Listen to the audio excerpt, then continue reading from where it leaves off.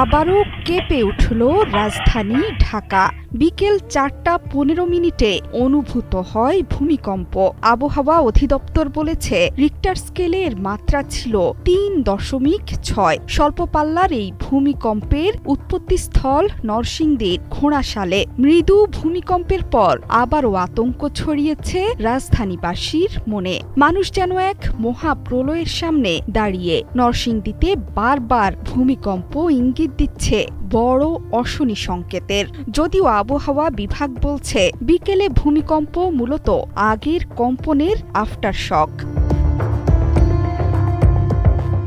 বিশেষজ্ঞরা বলছেন ভারতীয় প্লেট এখন ধীরে ধীরে পূর্ব দিকে অগ্রসর হয়ে বার্মা প্লেটের নিচে অর্থাৎ চট্টগ্রাম পার্বত্য চট্টগ্রামের নিচে তলিয়ে যাচ্ছে।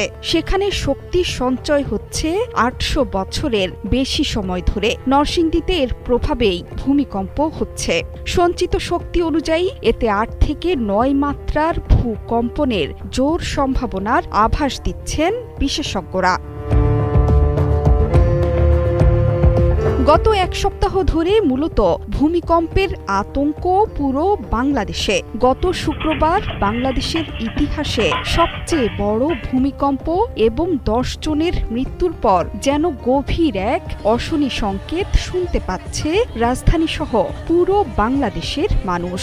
আজ ঢাকার ভূমিকম্পের বাইরেও বঙ্গোপসাগর, মেঘালয়, মণিপুরেও ভূমিকম্প অনুভূত হয়েছে। মণিপুরের ভূমিকম্পের পর আতঙ্কিত হয়ে ওঠেন সিলেটের বাসিন্দারা। ঢাকার পাশাপাশি এই অঞ্চলও ভূমিকম্পের তীব্র ঝুঁকিতে। মধ্যরাতে কেঁপে ওঠে বঙ্গোপসাগর সহ বাংলাদেশ ভারত সীমান্তের ডাউকি ফল্ট সংলগ্ন এলাকা। বঙ্গোপসাগরে বৃহস্পতিবার রাত ৩:৩০টার দিকে টেকনাফ থেকে ১১৮ কিলোমিটার দূরে অনুভূত হয় ৪ মাত্রার ভূমিকম্প। যদিও এই ভূমিকম্প খুব একটা বুঝতে পারেনি বেশিরভাগ মানুষ। মাটির ১০ কিলোমিটার গভীরে হয়েছে এই কম্পন। গত শুক্র এবং শনিবার প্রায় ৩১ ঘণ্টার মধ্যে ঢাকা এবং এর আশপাশে ৪ বার ভূমিকম্প অনুভূত হয়েছিল। এর মধ্যে শুক্রবার সকালে ঢাকা থেকে প্রায় ২৫ কিলোমিটার দূরে ভয়ানক শক্তি দিয়ে কম্পন অনুভূত হয়। রিক্টার স্কেলের মাত্রা ছিল ৫.৭। উৎস নরসিংদীর মাধবদী। মারা যান ১০ জন। এরপরও ৩ দফায় কেঁপে ওঠে ঢাকা সহ আশপাশের এলাকা। এর মধ্যে একটি ভূমিকম্পের উৎপত্তিস্থল ছিল রাজধানীর বাড্ডায়।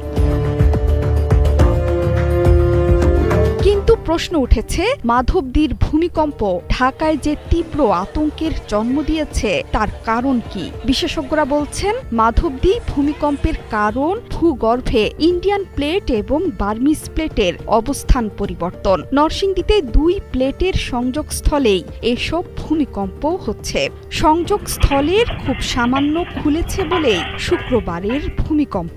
এর মাধ্যমেই স্পষ্ট সামনে বড় ভূমিকম্পের অপেক্ষায় ঢাকা সহ আশপাশের অঞ্চল।